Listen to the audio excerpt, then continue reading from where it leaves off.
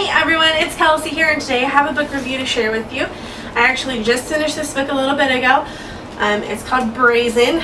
It's by Catherine Longshore, and it is a historical novel. It's for young adults, so if you're not into young adult novels, unfortunately I do read a lot of young adult novels, and that's what I do a lot of book reviews on, so I apologize. But if you're a fan of young adult novels or historical fiction, this is a really great read. I've read a lot of historical fiction, especially a lot centering on the Tudors, and this was like a different style of book.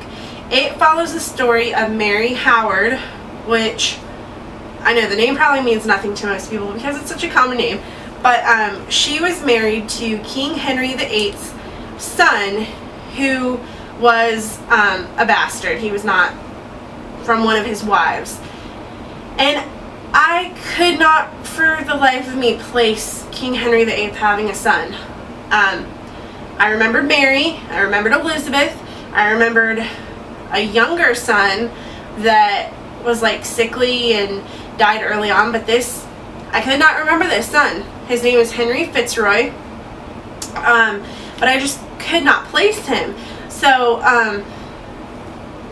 obviously I knew he didn't become king, or that he didn't live a long legacy or an exciting one, because I would have remembered it, but I did not remember him. So this book kind of played out as not a surprise, but it was just a very different Tudor novel than I had ever read before, because I wasn't so familiar with the characters. I've read a lot about Henry VIII and his parents and his wives, and even about Mary and Elizabeth, but never about this son. And even though the book is more about the son's wife, Mary Howard, it centers on their relationship and their marriage, which was,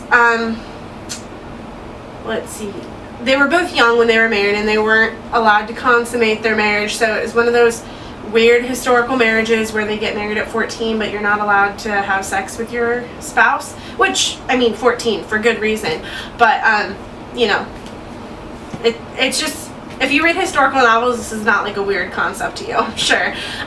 Of course it is nowadays. But anyway, so it mostly focuses on when Henry VIII was married to Anne Boleyn. That's like the time period and the setting.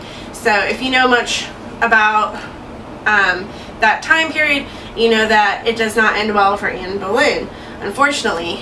And to be one of her maids, and Mary Howard was also her cousin, it puts a unique perspective on seeing Henry and Anne's relationship, as well as seeing Mary and Henry Fitzroy's relationship, and how she's trying to get to know her husband, even though they're really not allowed to be together.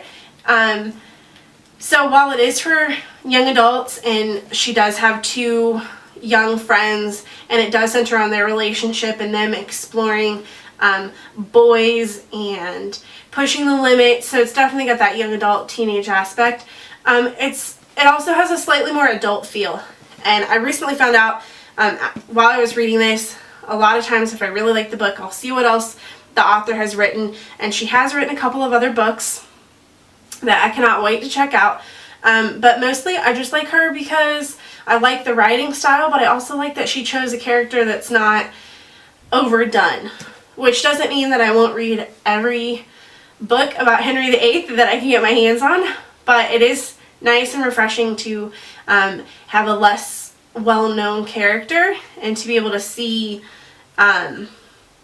everything from their perspective. I mean, she's still nobility, so it's not one of those novels where you see it from a servant's perspective, but as a noble, she was still, she was treated very well. She had money, but she was still under her father's rule, still under the king's rule, and being a maid for the queen definitely had a different perspective. Or not a maid, but like a handmaiden, one of her ladies in waiting.